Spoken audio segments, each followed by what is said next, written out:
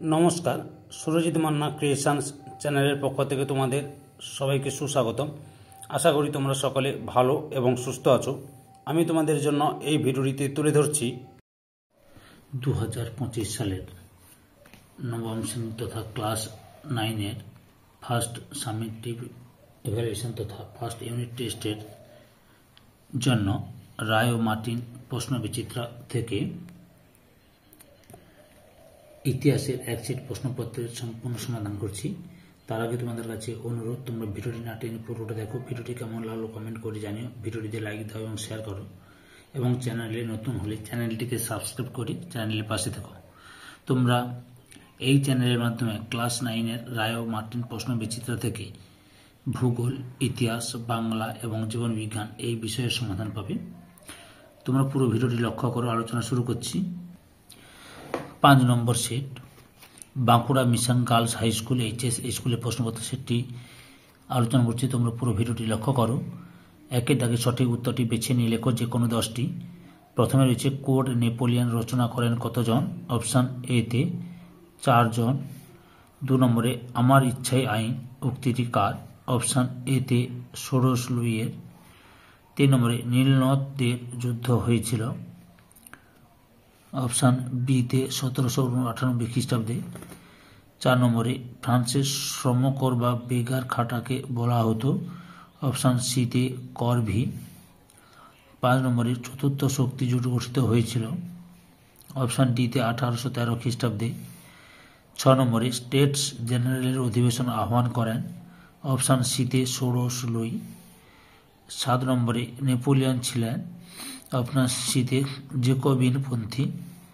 8 নম্বরে ফরাসি বিপ্লবের জনক বলা হয় প্রখ্যাত দার্শনিক? অপশান এতে রুশোকে। 9 নম্বরে কাঁদিদ গ্রন্থটি রচনা করেন? অপশান এতে ভলতেয়ার। 10 নম্বরে ফিজিওক্র্যাটসরা ছিলেন এক শ্রেণীর? অপশান বিতে অর্থনীতিবিদ।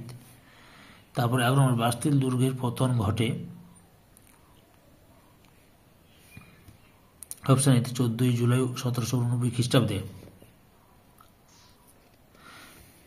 2 দাগে নিচের প্রশ্নগুলির অতি সংক্ষিপ্ত উত্তর দাও যে কোনো 6টি। প্রথম প্রশ্ন, নারী অধিকার গ্রন্থটি কে রচনা করেন? মেরি উইস্টোনক্রাফট। মেরি উইস্টোনক্রাফট। 2 নম্বরে ওয়াটারলুর যুদ্ধের পর নেপোলিয়ন কোন দ্বীপে নির্বাসিত হয়ে হন? সেন্ট হেলেনা দ্বীপে। সেন্ট হেলেনা দ্বীপে। 3 নম্বরে কোন রুশ সেনাপতির হাতে নেপোলিয়ন পরাজিত হন? Duke of Wellington. Duke of Wellington.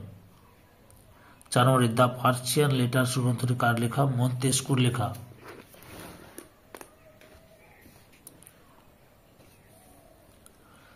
5 নম্বরে অ্যামিয়ানসের সন্ধি কত খ্রিস্টাব্দে হয়েছিল? 1802 খ্রিস্টাব্দে হয়েছিল। 6 নম্বরে অবাধ বাণিজ্য নীতি কি? উত্তরটি লেখো। 2 বা ততোধিক দেশের মধ্যে দ্রব্য বা সেবা বিনিয়োগের ক্ষেত্রে কোনো বাধা না থাকলে তাকে অবাধ বাণিজ্য বলে। 2 বা ততোধিক দেশের মধ্যে দ্রব্য বা সেবা বিনিয়োগের ক্ষেত্রে কোনো বাধা না থাকলে তাকে অবাধ বাণিজ্য বলে। 7 নম্বর প্রশ্ন, নেপোলিয়নকে কে বিপ্লবী সন্তান বলেছেন? নেপোলিয়ন নিজেকেই বিপ্লবী সন্তান বলে অভিহিত করেছিলেন। 3 দাগে যে কোনো 4টি প্রশ্নের উত্তর দাও। প্রথম প্রশ্ন, কত খ্রিস্টাব্দে কে সর্বপ্রথম অঁসিয়াঁ রেজিম কথাটি ব্যবহার করেন? অঁসিয়াঁ রেজিম কথাটির অর্থ হল প্রাচীন আমল। 1789 খ্রিস্টাব্দে ফরাসি বিপ্লবের পূর্বে ফ্রান্সে বুর্বো রাজাদের আমলকে অঁসিয়াঁ রেজিম বলা হয়। এই সময় রাজনৈতিক অবস্থা ছিল স্বৈরাচারী, সামাজিক অবস্থা ছিল বৈষম্যমূলক, অর্থনৈতিক অবস্থা ছিল ত্রুটিপূর্ণ। ফরাসি বিপ্লব এই পুরাতনতন্ত্রের অবসান ঘটিয়েছিল। 2 নম্বর মহাদেশীয় অবরোধ ব্যবস্থা ঘোষণা করতে নেপোলিয়ন কি কি ডিক্রি জারি করেন? 1 নম্বরে বার্লিন ডিক্রি। 2 নম্বরে অর্ডার্স ইন কাউন্সিল। 3 নম্বরে মিলান ডিক্রি। 4 নম্বরে ওয়ারাস ডিক্রি ও ফন্টেব্লু ডিক্রি। বুঝতে পেরেছ? মোট 5টি ডিক্রি তিনি চালু করেছিলেন। পরের প্রশ্ন, কে কোথায় স্বাধীনতার বৃক্ষরোপণ করেছিলেন? শ্রীরঙ্গপত্তনমে টিপু সুলতান। শ্রীরঙ্গপত্তনমে টিপু সুলতান। 4 নম্বরে দ্য ওয়েলথ অব নেশনস গ্রন্থটি কে কত খ্রিস্টাব্দে রচনা করেন? অ্যাডাম স্মিথ 1776 খ্রিস্টাব্দে রচনা করেন। স্পেনের ক্ষতই আমাকে ধ্বংস করেছিল, নেপোলিয়ন কেন একথা বলেছিলেন? স্পেনের আভ্যন্তরীণ বিরোধের সুযোগে নেপোলিয়ন 1808 খ্রিস্টাব্দে স্পেনের সিংহাসনে নিজেকে নিজের ভাইকে জোসেফ বর্নাপার্টকে বসান। এতে স্পেনবাসী ক্ষুব্ধ হয়ে পর্তুগাল ও ইংল্যান্ডের সঙ্গে একযোগে ফ্রান্সের বিরুদ্ধে বিদ্রোহ ঘোষণা করে। এই যুদ্ধে নেপোলিয়ন পরাজিত হন ও তার মান মর্যাদা অবহেল লুণ্ঠিত হয়। তার এই ব্যর্থতা স্পেনীয় ক্ষত নামে পরিচিত। 4 দাগে যে কোনো দুটি প্রশ্নের উত্তর দাও। প্রথম প্রশ্ন, ফ্রান্সকে ভ্রান্ত অর্থনীতি জাদুঘর বলার কারণগুলি সংক্ষেপে লেখো। ফ্রান্সের আর্থিক অবস্থা ফরাসি, এখান থেকে শুরু করবে। ত্রুটিপূর্ণ কর ব্যবস্থা, সরকারের বেহিসাবি অর্থ ব্যয়, যুদ্ধনীতির অযৌক্তিকতা, রাজকোষের সংকট, অর্থনৈতিক সংকট। ইন্ধন জুগিয়েছিল, এতটা পর্যন্ত লিখবে।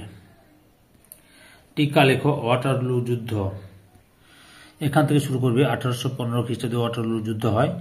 ওয়াটারলু যুদ্ধ হয় নেপোলিয়ন ও ইউরোপের সম্মিলিত শক্তিবর্গের মধ্যে। এই যুদ্ধে ব্রিটিশ সেনাপতি ডিউক অব ওয়েলিংটন ও প্রাচ্যের সেনাপতি ব্রুকারের হাতে নেপোলিয়ন পরাজিত হন। ওয়াটারলু যুদ্ধের ফলে নেপোলিয়ন চূড়ান্তভাবে পরাজিত হন এবং তাকে সেন্ট হেলেনা দ্বীপে নির্বাসিত করা হয়। নেপোলিয়নের বিরুদ্ধে যুদ্ধে বিজয়ী শক্তিগুলো প্রাচ্যিয়া, রাশিয়া, অস্ট্রিয়া, ইংল্যান্ড ইউরোপের রাজনৈতিক পুনর্বিন্যাসের জন্য ভিয়েনা সম্মেলন আহ্বান করেন। পরের প্রশ্ন, টেনিস কোর্টের শপথ সম্পর্কে কি জানো? ফরাসি বিপ্লবের সূচনা পর্বে, এখান থেকে শুরু করবে। এত পর্যন্ত লেখো। পরের অংশটি দেখাচ্ছি। সভার অধিবেশন আহ্বান করেন, এখান থেকে আবার শুরু করো। শপথ পয়েন্ট দিয়ে লিখবে সুন্দর করে।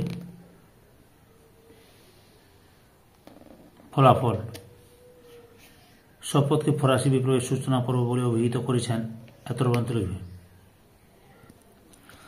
5 দাগে যে কোনো একটি প্রশ্নের উত্তর দাও। প্রথম প্রশ্ন, নেপোলিয়নের আইন সংহিতা সম্পর্কে যা জানো লেখো। এই সংহিতার সীমাবদ্ধতা কি ছিল? যে কোড নেপোলিয়ন, এখান থেকে শুরু করবে লেখা।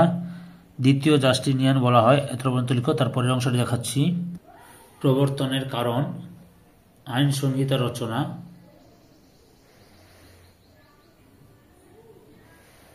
বৈশিষ্ট্য, তুলনা করেছেন, এত পর্যন্ত লিখবে।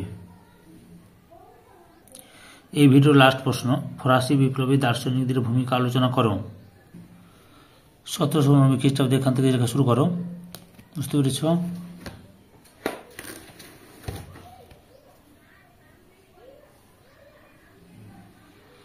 পরের অংশটি দেখাচ্ছি। পরপর খাতায় লিখে নেবে, না হলে বইতে থাকলে তো কোনো কথাই নেই, বা স্ক্রিনশট মেরে নিয়েও পড়তে পারো। বুঝতে পেরেছ? যে ভলতেয়ার, রুসো, দার্শনিক, বিভিন্ন দার্শনিক, দিদিয়েরো ও এলেমবার্ট, ফিজিওক্র্যাটস, দার্শনিকদের মূল্যায়নের ভূমিকা, মূল্যায়ন, পক্ষে যুক্তি, বিপক্ষে যুক্তি,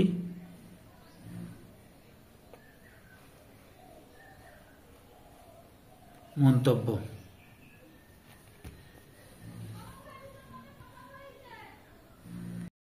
আমাদের 2-এর 3 নম্বর প্রশ্নের উত্তরটি একটু ভুল বলা হয়েছে।